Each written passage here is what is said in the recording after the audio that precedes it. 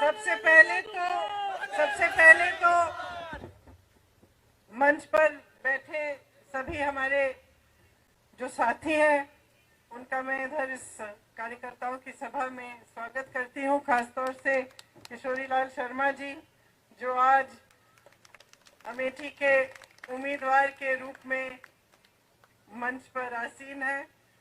मुझे खास खुशी है इस बात की, और जैसे उन्होंने कहा, मैंने उनसे यही बात की, सच बोला इन्होंने, मैंने यही बात की कि आपने इनसे चुनाव का संचालन मैंने सीखा। जब मैं पहली बार यहाँ 99 में आई थी अमेठी में माताजी का चुनाव लड़ने, उस समय मेरी माताजी शायद एक दिन के लिए अमेठी आई, 5 मीटिंग की, हर विधानसभा में 1 मीटिंग, और बाकी समय किशोरी जी और मैंने उनके चुनाव का संचालन किया और पूरा प्रचार किया।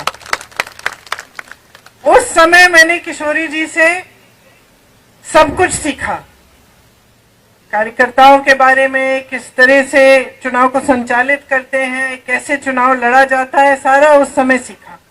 तो अब जब हमारी बात हो रही थी तो सही है, कह रहे थे कि आप ही लड़ लीजिए ना, तो मैंने कहा देखिए आपने बहुत चुनाव लड़ाए हैं, इस बार मैं आपको चुनाव लड़ाऊंगी और आप चुनाव जीतेंगे। तो मैं यहाँ आई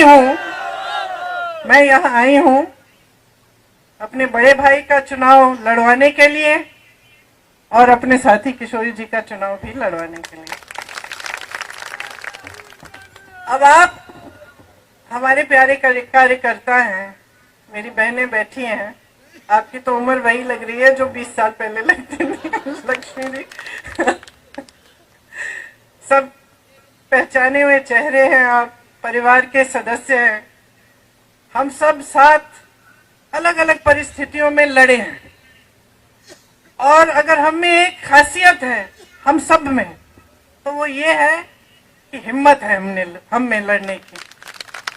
मैं आपके बारे में ये जानती हूँ क्योंकि हमने चुनाव के समय क्या क्या देखा, किस तरह की लड़ाइयाँ। मुझे याद है एक समय एक बूथ था जहाँ कोई खड़ा भी नहीं होना चाह रहा था पोलिंग बूथ में।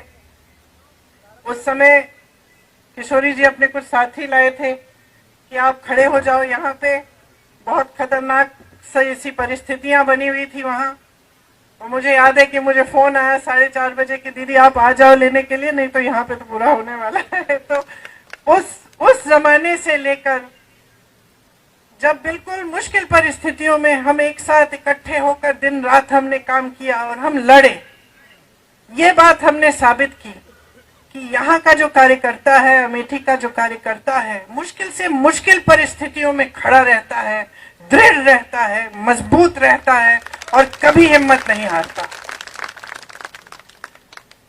क्यों? ये गहरी बात है, आपको गहराई से समझना पड़ेगा कि ये क्षेत्र क्या है और इसका इस देश में महत्व क्या है, इस देश के इतिहास में महत्व क्या है। किशोरी जी ने जिक्र किया किसान आंदोलन का। कौन सा किसान आंदोलन? जो मोतीलाल नेहरू जी और जवाहरलाल नेहरू जी के समय था, ब्रिटिश साम्राज्य के समय। पहली बार जब मोतीलाल नेहरू जी और जवाहरलाल नेहरू जी गिरफ्तार हुए तो यहीं रायबरेली में हुए। जब वो किसानों के आंदोलन में शामिल हुए तो ब्रिटिश साम्राज्य ने उनको गिरफ्तार किया। तब से लेकर आज तक जितनी भी लड़ाई हुई है चुनाव के समय रायबरेली में, वो हमेशा एक तरफ लोकतंत्र, एक तरफ सत्य, एक तरफ सच्चाई और दूसरी तरफ हमेशा किसी न किसी तरह का आतंक और एक ऐसी राजनीति जो जनता को सर्वोपरि नहीं रखती थी। और हमेशा इस लड़ाई में आप खड़े हुए हैं लोकतंत्र के लिए। आपने जिताया है सच्चाई को, सत्य को, और लोकतंत्र के जो मूल हैं, जो असूल हैं, उन्हीं को आपने जिताया है। कभी कभी आपको लगा कि आप नाराज हुए शायद, तब भी आपने सही रास्ता दिखाया। इंदिरा जी जब हारी रायबरेली से तो नाराज नहीं हुई आपसे, उस हार से वो सीखी उस हार से उनके मन में ये भावना आई कि हाँ, जनता मुझसे नाराज है, मैंने कुछ गलत हो सकता है किया है, और फिर उस पर मंथन करके उन्होंने एक दूसरा रास्ता, अलग रास्ता पकड़ा और अगली बार चुनाव जीती। तो ये आपकी जो भूमिका रही है, रायबरेली की जनता की भूमिका, वो यही भूमिका रही है कि आपने इस देश के लोकतंत्र का प्रतीक यहाँ पे रायबरेली में पूरे देश को दिखाया है। तो आज हम कहाँ खड़े हैं? आज देश की परिस्थितियां जो हैं कई स्तरों पे उनसे अलग नहीं है जो उस समय ब्रिटिश साम्राज्य की ने परिस्थितियां बनाई थी। क्यों? क्योंकि आज देश का जो गरीब है, देश का जो किसान है, उसको एकदम नकारा जा रहा है। जितनी भी नीतियां 10 सालों में नरेंद्र मोदी जी की सरकार में बन रही हैं, वो किसी गरीब के बारे में सोचते हुए या उसकी समस्याओं को सुलझाने के लिए नहीं बन रही है, वो बड़े बड़े खरबपतियों के लिए बन रही हैं। और आज ये सच्चाई है कि देश का किसान पिस रहा है, मेहनत करता है, पसीना बहाता है, धरती को सींचता है अपने पसीने से, लेकिन उसकी मेहनत की कमाई उसके लिए पूरी नहीं हो रही है। आज आप जॉब करते हैं या कहीं पे आपकी नौकरी मजदूरी लग जाती है किसी गरीब की, तो जितना भी कोशिश करे, जितनी भी मेहनत करे, काफी कमा नहीं पा रहा है कि उसका जीवन सुविधापूर्ण और अच्छी तरह से बीते। चाहे बच्चों की शिक्षा हो, चाहे आगे जाके रोजगार ढूंढना हो, कुछ भी हो, आगे बड़ी बड़ी समस्याएं हैं और सब इन समस्याओं का सामना कर रहे हैं, लेकिन सरकार का कोई समर्थन नहीं आ रहा है।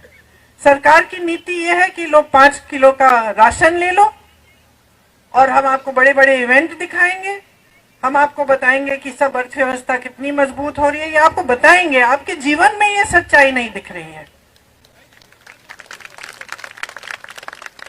जितने भी ऐसे संस्थान थे जो लोकतंत्र को मजबूत बनाते थे, उन सब को कमजोर किया हुआ है नरेंद्र मोदी जी की सरकार ने।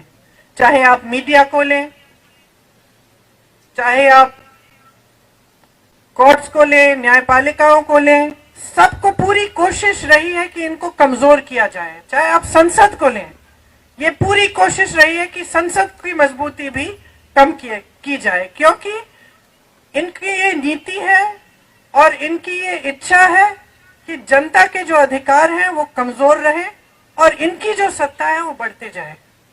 ये एकदम हमारे लोकतंत्र के जो असूल हैं उसके विपरीत है। आज देश में जो हो रहा है उसको समझना बहुत जरूरी है। मैं जानती हूं आप बहुत सक्षम कार्यकर्ता हैं कांग्रेस के, पूरी तरह से आप जानकार हैं, आप समझते हैं कि देश में क्या क्या हो रहा है, राजनीतिक तौर पे भी, सामाजिक तौर पे भी। आप देख रहे हैं कि नफरत फैलाई जा रही है, आतंक भी फैलाया जाता है इनके उम्मीदवारों से। आप यहाँ रायबरेली में आपने खुद देखा है कि चुनाव आता है तो डर भय फैलाया जाता है, और चुनाव के समय भी, अगर चुनाव के समय नहीं तो बाकी समय के लिए भी ये परिस्थितियां रहती हैं आपकी कि आपको दबाने की कोशिश होती है, आपका शोषण किया जाता है। तो ये वो राजनीति नहीं थी जिसकी नींव महात्मा गांधी जी ने डाली। महात्मा गांधी जी ने, पंडित जवाहरलाल नेहरू ने जो आंदोलन किया वो इसलिए किया था ताकि जनता के अधिकार मजबूत हो। शायद वो सोच भी नहीं सकते थे कि एक दिन एक ऐसी सरकार आएगी इस देश में जो उन्हीं को देशद्रोही कह के ये कहेगी कि अगर हमें 400 सीट दे दो हम संविधान को बदल डालेंगे। वो सोच भी नहीं सकते थे शायद कि ऐसी स्थिति देश में कभी आएगी कि देश के प्रधानमंत्री जो भाषा इस्तेमाल कर रहे हैं या जिस तरह की बातें कर रहे हैं चुनाव के समय, वो अपने पद का स्तर इतना गिरा देंगे कि अपने पद की गरिमा के बारे में सोचेंगे ही नहीं, कि अपने पद की अहमियत के बारे में का आदर भी नहीं करेंगे। और शायद वो ये सोच भी नहीं सकते थे कि एक ऐसा दिन आएगा जब हमारी जनता की को कमजोर करने की कोशिश सरकार करेगी। हमारे देश की, हमारे धर्म की परंपरा रही है। किसी भी गुरु की सीख आप देख लीजिए, पूरे हिंदू धर्म में, कल्याण सिंह जी, सिख धर्म में भी, सब धर्मों में जो भी परंपरा रही है, जो भी हमें सिखाया गया है, वह यही सिखाया गया है कि सेवा का धर्म होना चाहिए, सत्य के पथ पे चलना चाहिए, और देश में जनता जो है, जो गरीब है, जो किसान है, जिसके पास कम है, जो कमजोर है, वही सर्वोपरि होना चाहिए। यही हमारी राजनीति का हमेशा आधार रहा है। आप यहाँ सोनिया जी के संसदीय क्षेत्र के कार्यकर्ता हैं, आप जानते हैं कि हमने हमेशा किन असूलों को आगे रखा है, किस तरह से हमने काम करने की कोशिश की है। हमने विकास को सर्वोपरि रखा। यहाँ किशोरी जी ने आपको बताया, लेकिन बताने की जरूरत नहीं है, आप जानते हैं, चाहे एम्स हो, चाहे कुछ भी हो, चाहे आईटीआई हो, चाहे कुछ, पूरे अमेठी में जितना विकास एक समय में किया गया था, जब क्षमता थी, सरकारें थी, तो पूरा विकास हमने कराया, और इसमें हम कभी पीछे नहीं हटे। मैं हमेशा मिसाल देती हूँ कि मैं अपने पिताजी के साथ अमेठी आती थी, और उसी तरह से आप जानते हैं कि माताजी के साथ कई बार रायबरेली आई। गांव में हम जाते हैं, जनता डांट देती है, कोई कह देता है कि भाई सड़क नहीं बनाई, हमने आपको नल के बारे में पूछा था, 6 महीने हो गए, साल भर हो गया, आपने अभी तक नल नहीं लगवाया। ये एक आपका अधिकार रहता है। यही हमारी राजनीति रही है कि आपका अधिकार है, आप डांटो, आप नाराज हो, आप सवाल उठाओ, आप लड़ो हमसे। कितनी बार आपने डांटा है मुझे, एक आध बार मैंने भी डांट दिया, उसके लिए माफी मांग ली मैं।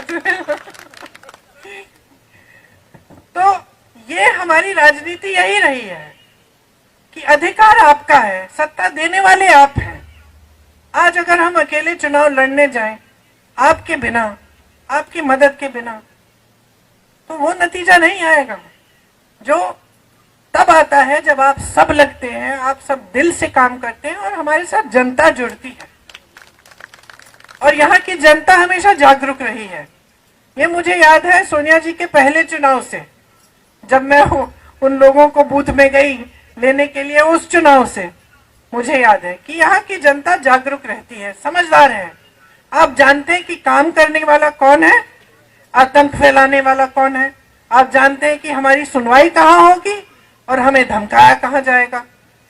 ये आपको अच्छी तरह से ये सारी चीजें अपने क्षेत्र के बारे में मालूम है। और यहाँ की खूबी ये है कि सिर्फ अपने क्षेत्र तक सीमित नहीं, आप पूरे देश की राजनीति को अच्छी तरह समझते हैं। तो ज्यादा समझाना नहीं चाहती मैं जानती हूँ आपको ये सब जानकारी है, लेकिन देखिए आज देश में परिस्थितियां ठीक नहीं है। आज जनता की मांग है, महंगाई कम करो, रोजगार दिलवाओ, हमारा भविष्य मजबूत करो। और सरकार की बातें हैं कि हिंदुस्तान में चुनाव हो रहा है, पाकिस्तान की बात कर रहे हैं। लोगों को ये कहने की कोशिश करेंगे कि कर रहे हैं कि कांग्रेस पार्टी आपके भैंस चुराएगी, आपके गहने चुराएंगे। भय फैलाने वाली बात, जिसको आप अच्छी तरह समझते हैं, क्योंकि आपने बार बार अपने क्षेत्र में ये देखा है कि किस तरह से गांव गांव में जाके झूठ फैलाए जाते हैं, भय फैलाया जाता है, और ये कोशिश होती है कि जज्बातों के आधार पर, भय के आधार पर जनता वोट दे दे। और यही जो सिलसिला है, इसने हमारे लोकतंत्र को कमजोर किया है। आज अगर ये लोग चुनाव के मंच पर आकर पाकिस्तान की बात,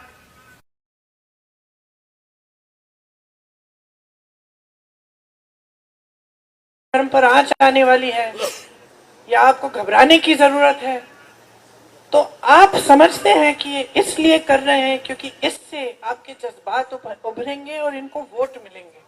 और एक बार इनको वोट मिल जाता है, इनको सत्ता मिल जाती है, तो आपने खुद अनुभव किया है कि 10 सालों में आपके लिए क्या नहीं किया है, क्या किया है इन्होंने। जो जो प्रोजेक्ट ये दिखा रहे हैं अपने इश्तिहारों में, ज्यादातर वो प्रोजेक्ट कांग्रेस के जमाने में पास हुए। कब शुरू हुए? अब जाके बन रहे हैं। परिवारवाद की बात करते हैं।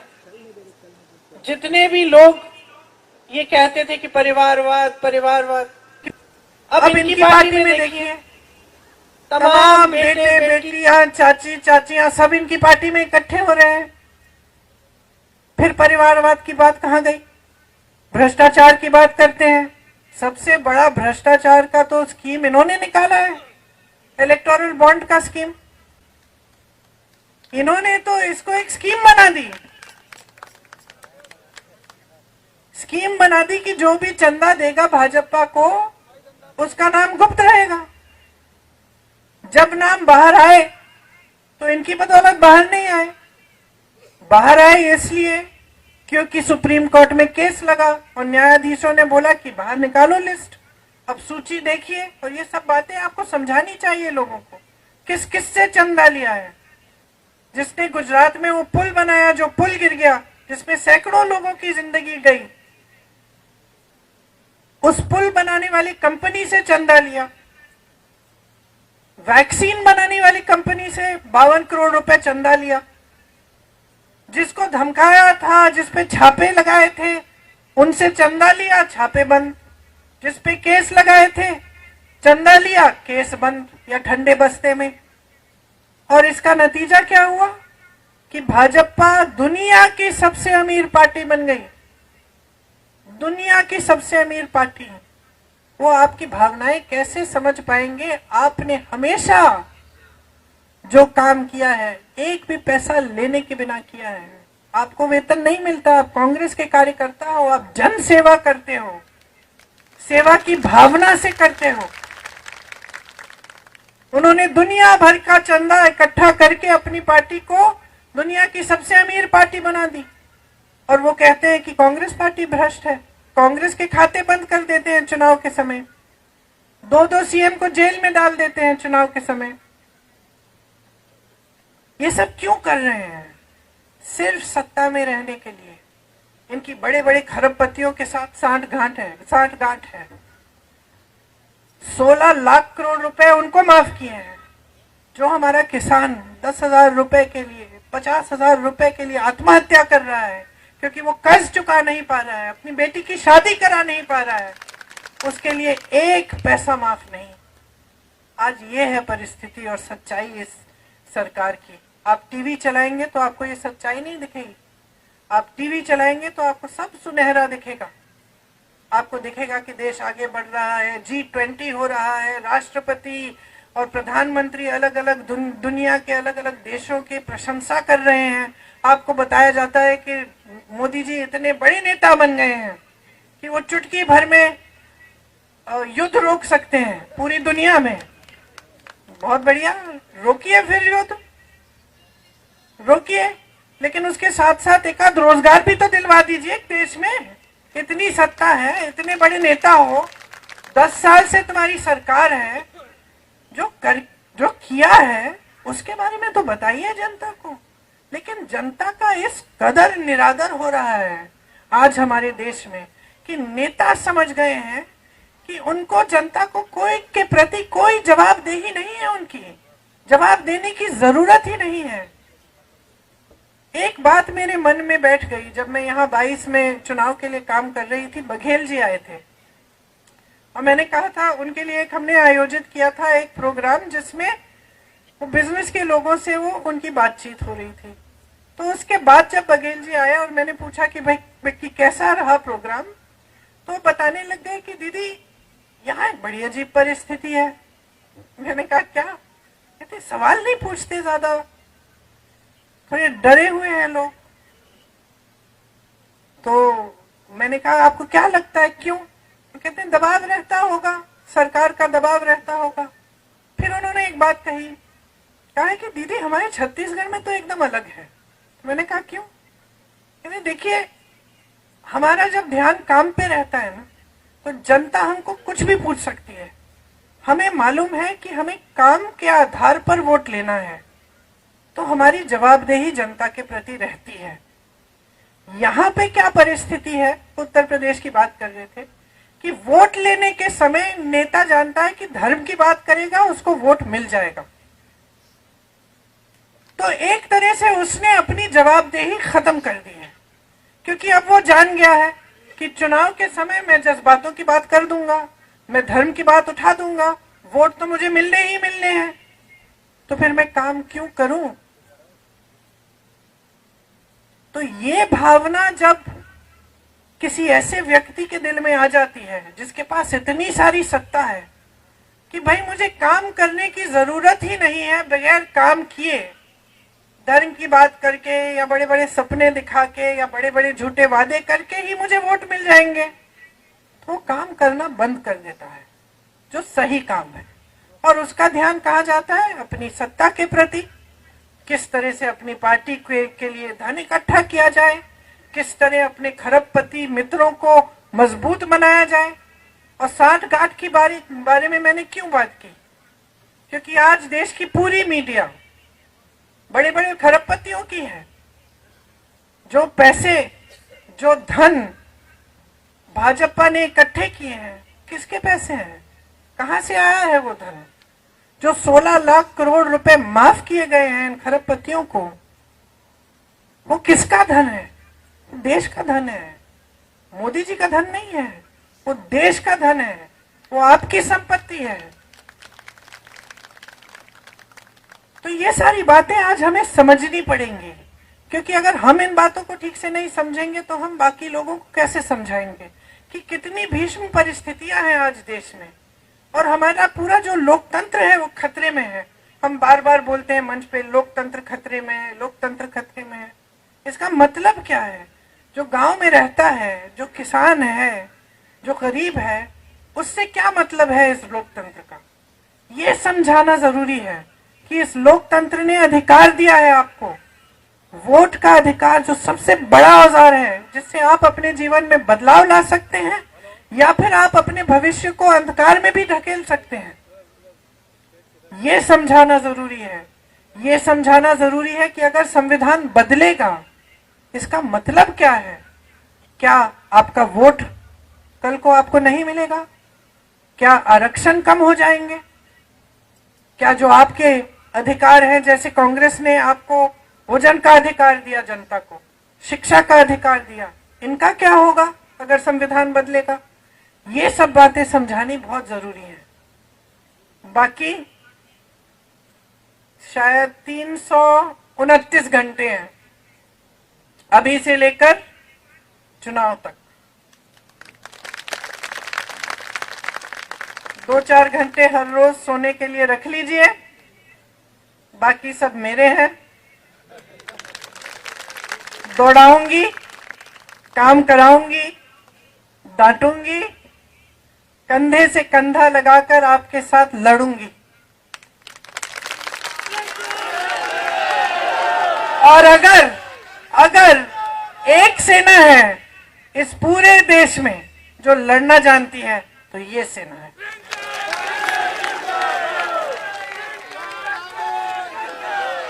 अगर किसी के दिल में भय है तो अभी पीछे हट जाए, इसके बाद में मैं पीछे नहीं हटने दूंगी।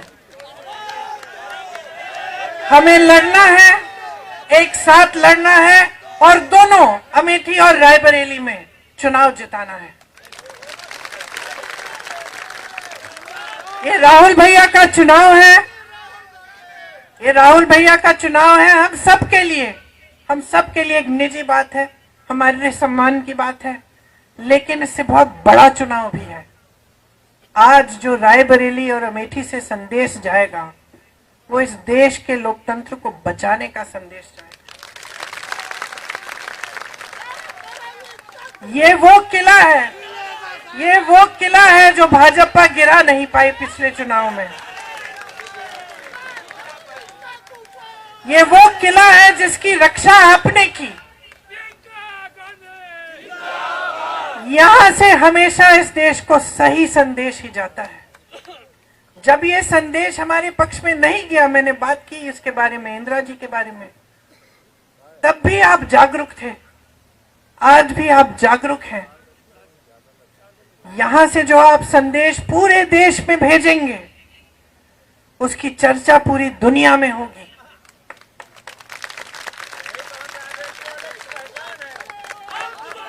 तो आज आपकी लड़ाई आज सिर्फ राहुल गांधी जी के लिए नहीं है। आपकी लड़ाई सिर्फ हमारे लिए, अपने लिए नहीं है। आपकी लड़ाई अपने गांव के हर एक व्यक्ति के लिए है, अपने शहरों के लिए है, अपने प्रदेश के लिए है और अपने देश के लिए है। इस मिट्टी के लिए है जिसके लिए बड़े बड़े नेता शहीद हुए। आज परिस्थितियां ये है कि इंदिरा गांधी जैसी शहीद महान महिला को ये लोग देशद्रोही कह रहे हैं। यहां आपके साथ कंधे से कंधा लड़ा के लड़ी, हमेशा सही पथ पर, सत्य के पथ पर चली। महान संघर्ष हुए उनके जीवन में, आपने साथ दिया। जब आपको टोकना था आपने टोक भी दिया, साथ नहीं छोड़ा। ना उन्होंने आपका साथ छोड़ा, ना आपने उनका साथ छोड़ा। मैं तो नहीं छोड़ने वाली साहब।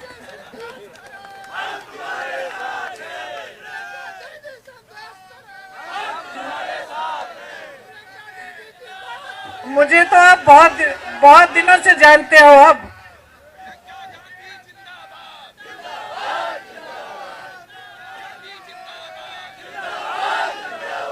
ये वो मिट्टी है, ये वो मिट्टी है इस देश की जिसमें मेरा परिवार का खून मिला हुआ है, जिसके लिए हम आज लड़ रहे हैं,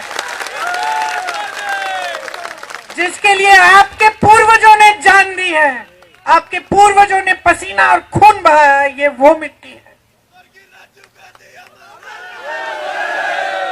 ये इस देश की सबसे पवित्र मिट्टी है हमारे लिए।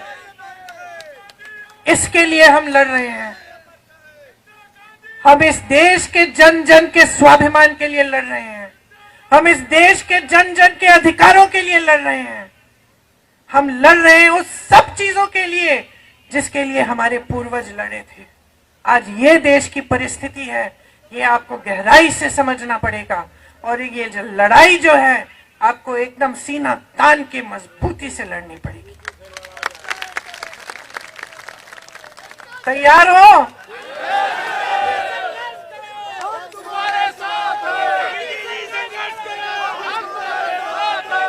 तो अब मैं यहां से हिलने नहीं वाली हूं जब तक 18 तारीख को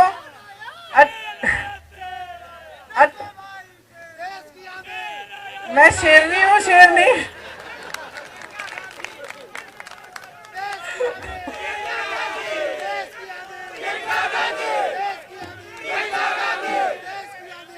देखिए 18 तारीख को 5 बजे चुनाव आयोग मुझे कहेंगे कि आप चली जाओ। तब तक मैं यहां से हिलने नहीं वाली हूं। हम दिन रात काम करेंगे। हम पूरे दिन भ्रमण करेंगे पूरे संसदीय क्षेत्र के और अमेठी के। रात को हम पूरी आपके कार्यकर्ताओं की मीटिंग रखेंगे। जो भी समस्याएं हैं, जो भी आपकी जरूरतें हैं, किस तरह से क्या करना है, आप आके मुझे बताइए। दरवाजे खुले हैं पूरी दिन, पूरी रात। मैं आपके लिए समर्पित हूं और मैं जानती हूं कि आप सब इस देश के लिए समर्पित हैं। धन्यवाद, धन्यवाद। एक बार जोर से राहुल गांधी, राहुल गांधी, राहुल गांधी। जय हिंद।